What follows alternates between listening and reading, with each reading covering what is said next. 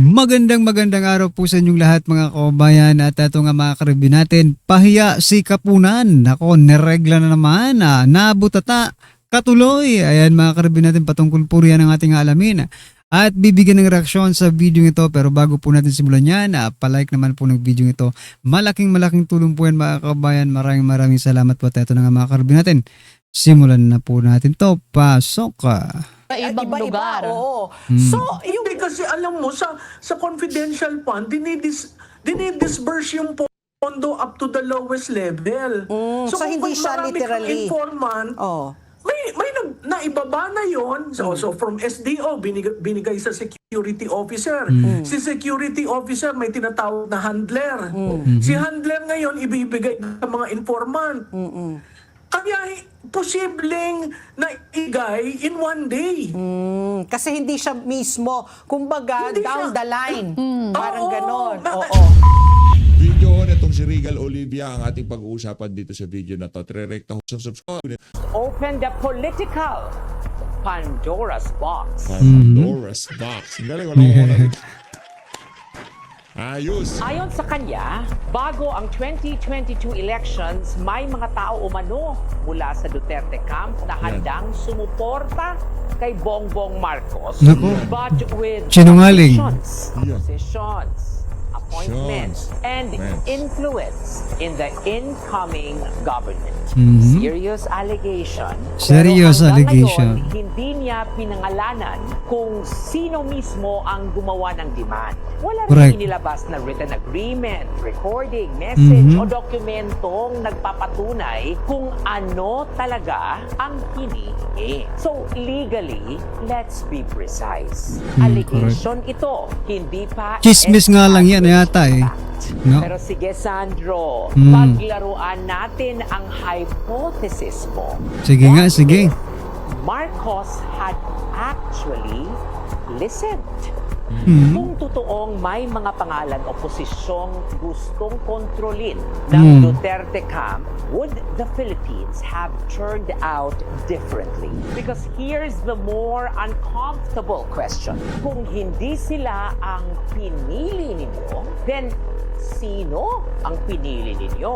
4 Correct. years later, hindi na lamang pinag-uusapan ng bayan kung sino ang humingi ng pwesto noong 2022. Tingnan ninyo kung nasaan na tayo ngayon. Corruption remains deeply entrenched. The Philippines continues to struggle badly in international corruption perception rankings. Ang presyo ng pagkain at basic Galing talaga itong si commodities Atty. matigat pa rin. Ang bigas na minsan Correct. ginawang simbolo ng pangakong 20 pesos kada kilo became instead a painful reminder of how far political promises can be from the Filipino dining table. Wages struggle against the accumulated increase in the cost of living. Farmers Kain ho, kain. Kain na kain itong si Sandro Marcos dito sa... Wala eh. Our educational performance continues to lag internationally. And drugs and criminality remain serious concerns in our communities. Kung sasabihin ng gobyerno na mas maganda na ang sitwasyon, then don't give us slogans. Give us numbers. Bagong Pilipinas, minsan parang lumang problema, bagong logo. Pero pag-usapan bago lang yung ano, no? Bago lang yung motto nila kung baga, 'di ba? Yung slogan bago.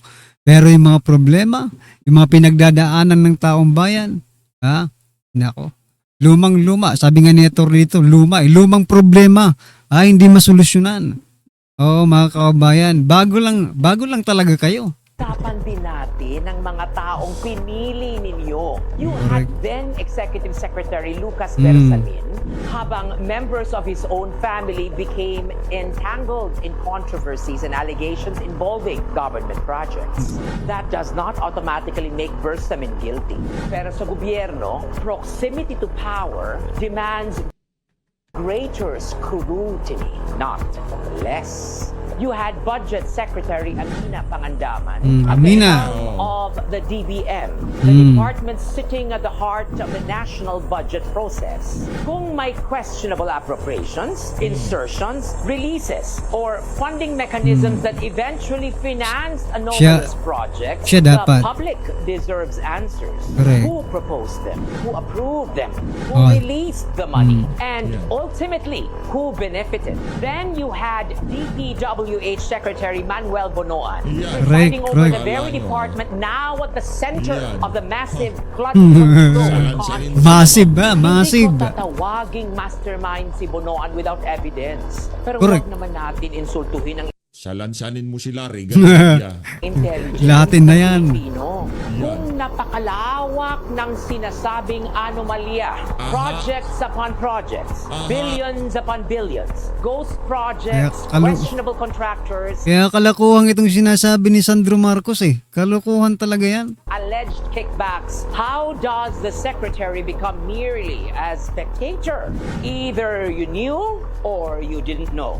And either answer demands accountability. Nako. At hindi Grabe. pa dyan nagtatapos. Di pa nagtatapos, Because ha? while ordinary Filipinos were counting coins for rice, electricity, tuition, transportation, and medicine, government was confronting allegations involving enormous amounts of public money Enormous, supposedly mga intended kabayan, to protect no? communities from floods. And then there is Zaldico, whose name became central to explosive allegations surrounding flood control spending and the alleged misuse of public. Eto nakakapaghinala na talaga. Eto noon pa man sinasabi ko na mga kababayan na nakakapaghinala na ito. Kasi nung panahon po, 'di ba? Naaalala niyo po ito, malamang hindi niyo 'to makakalimutan, no? Kasi naging phenomenon din nito, naging parang tumatak din sa isip ng taong bayan 'to. Yung pag-aresto po kay former Congressman Arne Teves, 'di ba? Kasi nagtago sa Timor-Leste, 'di ba? Pero nagawan nila ng paraan para mapauwi, mga kababayan. In short period of time, mga karabinati. Pero ito si Zaldico, patapos na yung termino nila hanggang ngayon, hindi pa rin nila mapauwi-uwi. Bakit kaya, mga kababayan? Dahil ba?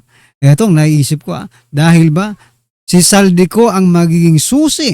Oo, si Zaldico ang susi sa lahat ng mga nakatagong lihim nila. Yun po kasi ang naiisip ko ngayon eh. Diba? Kaya hindi nila mapauwi-uwi si Zaldico. Kahit alam na nila kung nasaan si Zaldico, hindi nila mapauwi. Bakit?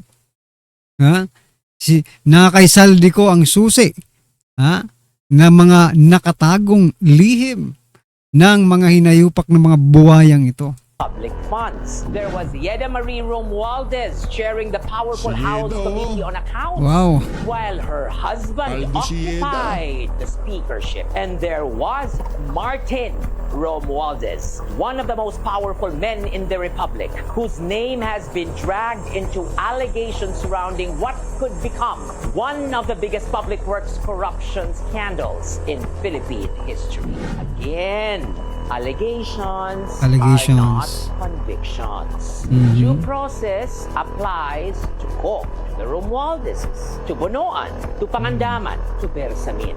Because we cannot demand the rule of law for our friends and abandon it for our enemies. But political accountability is different. And that brings me back to Sandro. Gusto ko You itong want magsalita siya. Filipinos to be disturbed because the Duterte Tagus eh. allegedly wanted influence over appointments? Ay, Sandro. Perhaps the bigger scandal isn't who wanted to be appointed. Perhaps the more interesting question is who actually got appointed. Because when Correct. you condemn the people you supposedly refuse to accommodate, you inevitably invite the Filipino people to examine the people you accommodated instead. And perhaps Just perhaps, kung pinakinggan ninyo ang ilan sa mga hinihingi noon, history might have taken another road. Maybe Kaya nga. we would never have seen the same Daming problema eh. extraordinary political influence associated with Zaldico. Maybe we would not have had Yeda Romualdez chairing the House Committee on Accounts, while Martin Romualdez stood at the summit of House leadership. Maybe we would have had different cabinet secretaries, different gatekeepers, different hands controlling billions of pesos of the people's money. Hindi natin alam. Hypothetical nga, di ba? Would okay. the Philippines necessarily have been better? Pero ito ang hindi hypothetical. Kayo ang pumili. You chose your people. Yun lang. You gave them positions. Balik din sa atin, no? Balik din sa taong bayan, mga karibin natin. Ang sisi. No? Eh, talagang kasalanan din naman talaga ng taong bayan kung bakit na nandyan yan sila, di ba? Pero sino ba naman ang hindi sino ba naman ang hindi boboto? For example lang, hindi ako sabihin natin hindi ako DDS. Talagang iboboto ko si Marcos ng mga panahon yun. Bakit? Sinabi niya po ang 20 pesos na kilo ng bigas. Di ba? 1 million na pabahay bawat taon. Sinong hindi boboto dyan, mga kabayan? Boboto ka talaga niyan. Ang problema nga lang, matapos po nilang manalo, wala na po silang pakialam sa taong bayan. Yun po ang totoo. Kung sabihin natin hindi ako DDS, no? At iboboto tayo ng mga panahong yun. Syempre, lalo na kasama pa ni BP Sara. Tapos yung mga pangako parang, wow, this is paradise, kung baga. Yung mga pangako nila talagang sagad na sagad. Parang yung mga simpleng pangarap ng taong bayan na dapat eto. Yun yung mga ang tawag diyan mga matatamis na mga pananalita, mga matatamis na mga pangako na palaging napapako. Aray ko po. You gave them influence. You entrusted them with the bureaucracy. And ultimately, you entrusted them with the Filipino people's money. And so be very careful, Congressman Sandro, when you open the door to 2022, because history 2020. Yung mga pronunciation, yan ang mga gusto ko. reject, the more painful question will Yeah. be, who did the Ayos Marcoses to, ayos. choose? And after 4 years of power, look around you. Maybe the problem was never that the Dutertes allegedly wanted too much influence. Maybe the question is whether the people you chose instead were worth the price the Filipino people are now paying. Di ba? Galit na tong si Regal ulit. 50 na po, no? Ito naman siya Kayo na po, si your Prof. reaction po sa day 50 na po, no? I'm sure you've been Magbabantay watching. ka din. Pinagbabantay Galing niyo ni po. Regal. Your thoughts po. Alam mo, Pat, itong day 15 na ito, nakita Galing si Regal natin Olivia. ang defense pumunta sa offensive. Di ba usually nagpapari lang sila ng mga issues na linalabas Oo. sa cross-examination nila para lang pino-point out nila ito yung problema dyan. Ito ngayon, Oo. nag-introduce sila nung tinatawag na Protective Intel Operations Report. Doon sa production niya, nung ilinabas yan at pinabasa doon sa witness, several entries, makikita mo na may confidential report. So, pag sinabi na ginamit mo ba yung confidential report sa tamang paraan, Oo. ang sagot nila, hindi, may PIOR nga eh. Diba? So that in itself puts to doubt the interpretation of the auditor. Kasi yung interpretation ng auditor is mere documentary. Di ba paulit-ulit tinatanong, si Senator Ping, tinanong niya, may security clearance ka ba? Wala. Marunong ka ba gumawa ng ground intel, may interpret. Tapos tinanong niya kahapon, tiningnan mo ba sa vault? Pumunta ka ba sa vault para mo malaman yung aliases? So, alam mo, malaking bagay yung mga puntong sinasabi Correct. ni Senator Ping Lacson. kasi steep siya sa intelligence work. Oo. Pero binibiti niya lahat para siguro hindi naman mag-sound na may pinapaboran siya. Correct. So, ang matinding awayan back and forth was ano ba yung proof of success? Yeah. 'Di ba?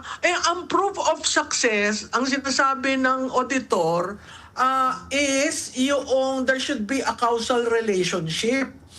Alam mo, kahit sa ang causal relationship, dinadaan yan sa Causal. masusing pagtingin ng mga tools to determine may correlation ba, indirect correlation ba, direct correlation ba.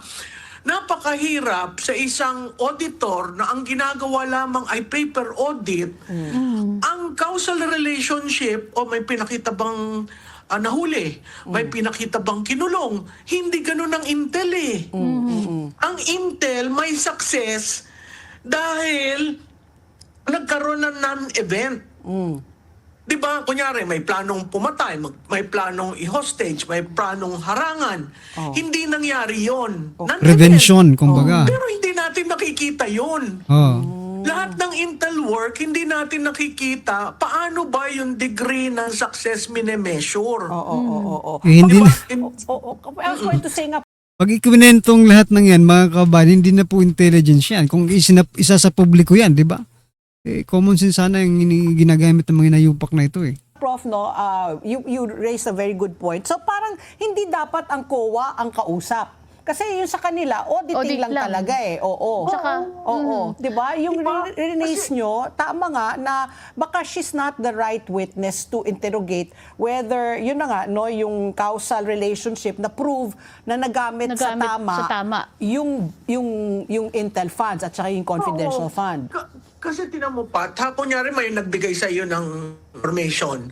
O Pat, yan sa inyong show, may magrarally dyan. Anong gagawin mo? How do you treat that? Kung walang nagrally, sasabihin mo, ay, negative yung kwan, mali yan, Yung hindi info. A1 source. Oo. Pag may nagrally at yung rally nagdulot ng pagdami ng tao sa lugar ninyo, sasabihin mo tuloy, naku, bakit hindi ko ba pre-event ito? Oo. Diba? So Correct.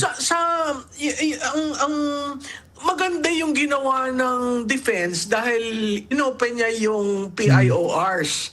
Pero ang nakakatakot doon, hindi sa intelligence community, you don't even reach that point na nakikita ng ordinaryong tao ang PIOR.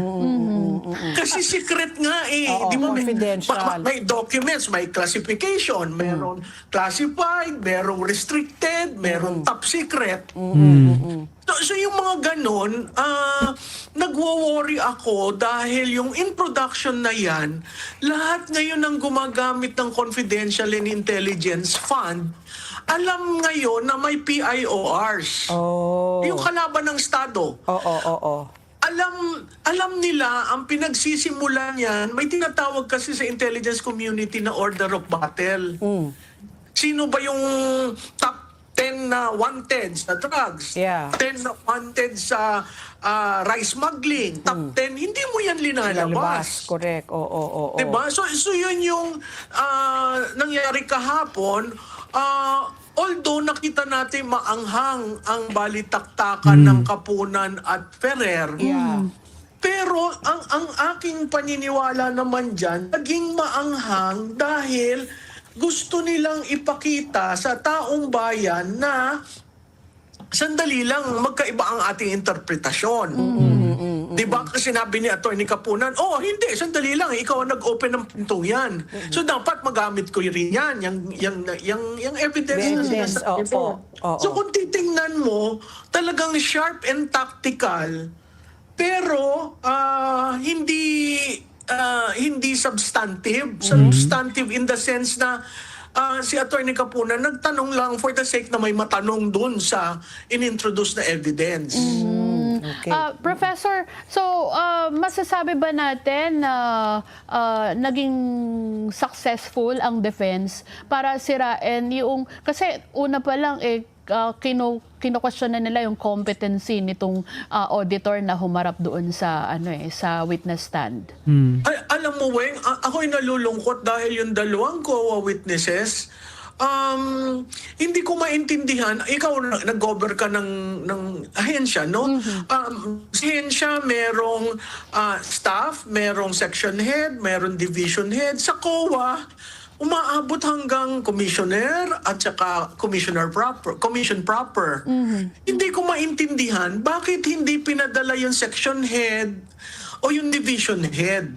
Bakit ang pinadala yung nag-audit? Okay lang yung nag-audit pero yung mga tanong na complicated, sa tingin ko hindi nasagot ni Wamil at nitong si Del Campo. Del Campo. Oo. Kasi parang it's above their pay grade. Kasi yung mga sagot nila, yan ho sa joint circular. But they are not going into the ano ba yung wealth of knowledge ng COA when it comes to confidential and intelligence fund. Kasi kay Wamil, ngayon lang niya sinabi na, hindi, ngayon lang nakuha ang Vice President. Kasi nga, nabigyan ng pondo, no? So, ang kailangan nating na hindi ini-introduce, bakit binigyan ng confidential fund si BP ni Presidente? Ano yung sinubmit? Correct. Na sa Ng tingin ko yun, OVP. Oo, sa tingin ko yun confidential Ano yung sinubmit that warranted the president to give the OVP Correct. 125 million? Kasi, for example, mga kabayan, tulad ng ibang mga vice president, no? For example, nagpasa rin sila, nag-request, no, ng confidential fund, no? Pero dahil nga hindi sila ng presidente, no, hindi sila pinayagan, okay. Hindi sila pinayagan. Ngayon ang problema, bakit pinayagan ni President Bongbong Marcos 'yan? 'Di ba? Yung 125 million na, 'di ba, galing sa Office of the Vice President, Office of the President. Ang naiisip ko po diyan, mga kabayan, talagang na-set up po, no? Na-set up si Vice President Sara Duterte. Dahil kaunti na lang din yung oras nang ibinigay yon. Kailangan na rin nilang i-disburse yun, mga kabayan, kasi babalik sa National Treasury. Diba? Yun po ang istorya, mga karibin natin. Tama itong sinasabi nila, dapat mailabas kung ano, pero hindi nga kasi confidential nga Diba? Nasa presidente na yan. Total, sabi naman ng presidente, okay, open the BIR box. Di ba? Sabi ng presidente, open nyo ang BIR box. Ngayon, sabihin na rin natin, Mr. President, can you also publicize or disclose to the public yung request ni Vice President Sara Duterte, and please justify below, for example, justify kung bakit po pinagbigyan nyo yung request ni BP Sara. Bakit nyo pinagbigyan?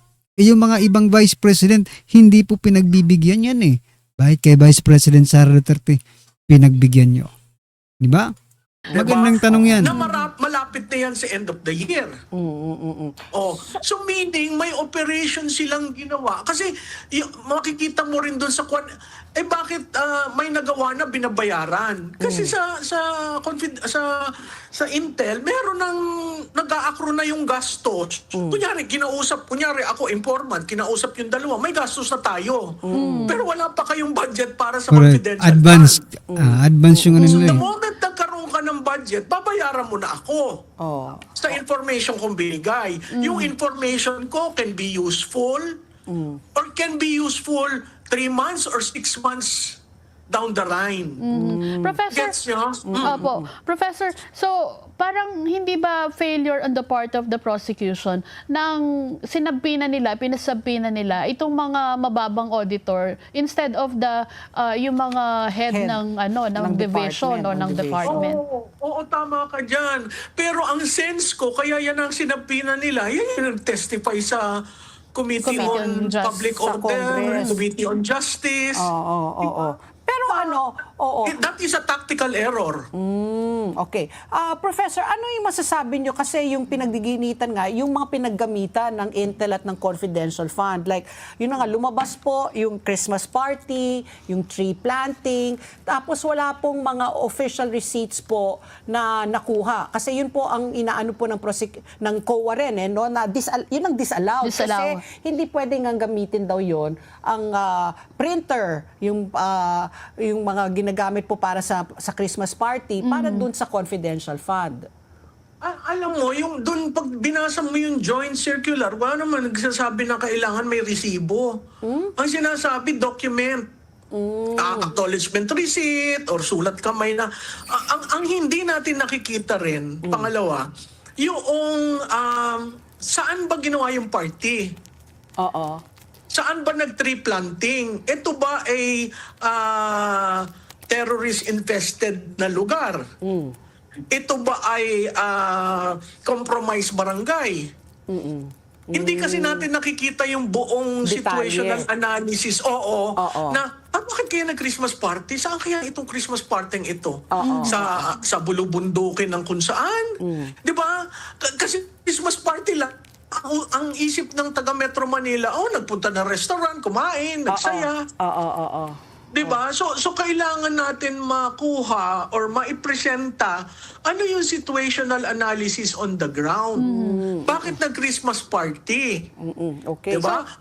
Bakit nagbigay ng alam mo, just to I remember I was handling a candidate. Punta kami ng isang area na compromise area. So nakausap ko yung pinuno. Kunyari ang pangalan ay Kadante. Oo. Iyan si Kadante, tinanong ko, ano ho ba ang maibibigay namin para sa tulong nyo sa eleksyon? Ano mo hiningi sa akin? Dental chair. Kasi wala Sabi silang ko, dentista.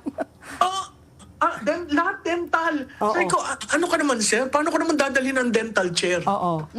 Pero yun ay compromise area. Kumbaga yun ang Kasi kailangan hinihiling. namin pumasok doon sa lugar na yon para makuha yung ayaw namin magbayad ng tax. Oo, revolutionary tax. So ang pinang ko, medicine, siya ang nagsabi, dental chair and dental equipment. Oo. Prof, opo. Marami yata yung masakit ang dun sa ngipin. binanggit kahapon na napagugulan itong confidential fund, yung VP Security Group na tinatawag VPSG. At ang gustong palabasin ng prosecution kahapon, hindi siya dapat pumasok sa confidential fund dahil siya ay part na nung regular operations ng Office of the Vice President. Hindi. Kasi ang ginawa nila dun sa BPSG, hindi ba from PSG naging Unified Command eh. So, technically, dapat may pondo ang BP para dyan. Kasi naka-detail sa kanya yan. So, paano mo gagalaw ang security group kung nakang pondo?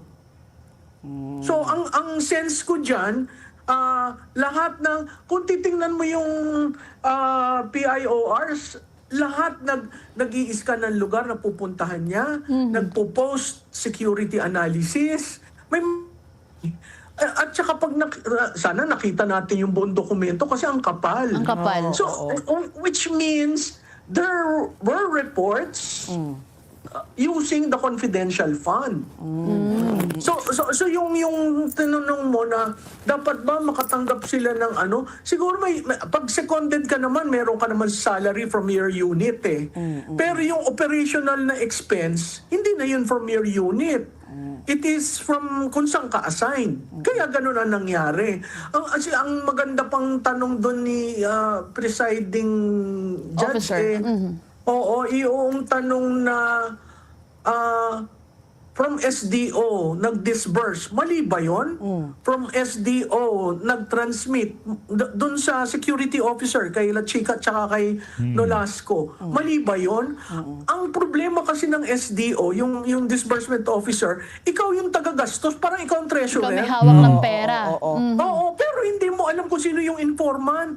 Pero yun Alam mo nga, no? naman, alam mo nang bababa siya doon sa bulubundukin at, ay, informant na, ikaw magdidistribute ng pera?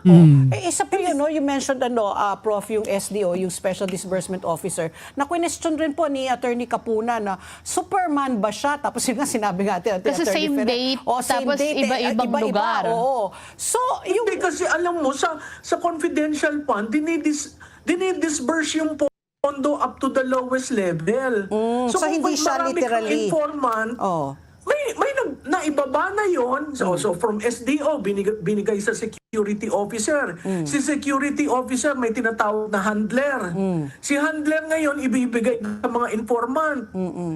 Kaya posibleng naigay in one day. Kasi hindi siya mismo, kumbaga, Hindi down siya. the line. Parang ganon. Oo. Meron yang meron yang organizational chart Correct, na sino correct. ba ang bibigyan natin, sino yung handler. Ito ba, kung minsan nasusunog yung handler, so magpapalit. May ganun silang sistema na yung mga politiko na tumatakbo, naiintindihan rin yan. Kasi sa So, dito po sa mga sinasabi ni Ma'am Malu Tikia, mga kababayan, kung nanonood po kayo ng mga spy movies, no? Diba? Napakarami po nilang undercover kasi pag nabisto yung isa, eto may papasok na isa, mga kababayan. Just to continue, no? The infiltration, something like that. Excuse me. The intelligence gathering, mga karbi natin. So, ganun po ang nature niyan, mga kababayan. No? Anyway, ano po ang inyong masasabi niya dyan? Just comment down below, mga karbi natin. Maraming salamat po.